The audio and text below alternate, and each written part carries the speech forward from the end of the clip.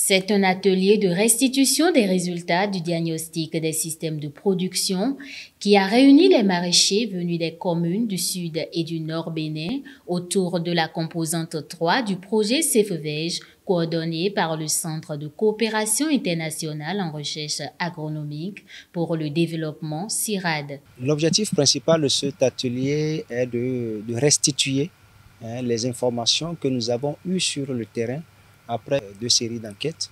À cet atelier, il y a bien entendu des producteurs.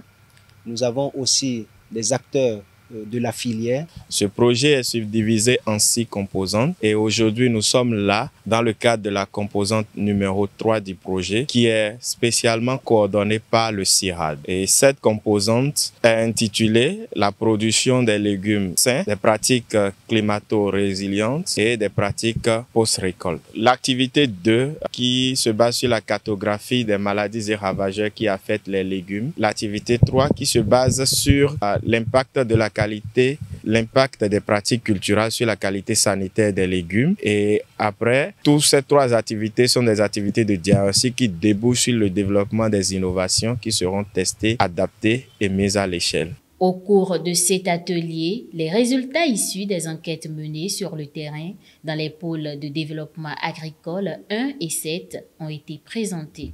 Face aux différents problèmes constatés sur le terrain et qui nuisent aux problèmes de la filière, les acteurs présents à cet atelier n'ont pas manqué de proposer des pistes de solutions.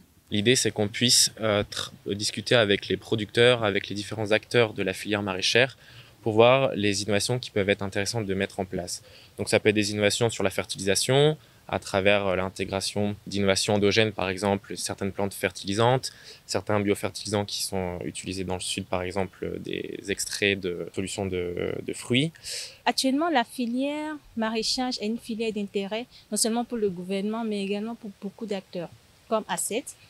Et pour que les actions soient pertinentes, il est nécessaire de s'approprier de ce diagnostic, de voir effectivement où sont les goulots d'étranglement, quelles sont les faiblesses, pour pouvoir mener des actions pertinentes pour vraiment booster la filière. Il faut rappeler que le Mali, le Bénin et le Burkina Faso sont les pays d'Afrique de l'Ouest qui bénéficient du projet CEFVEJ.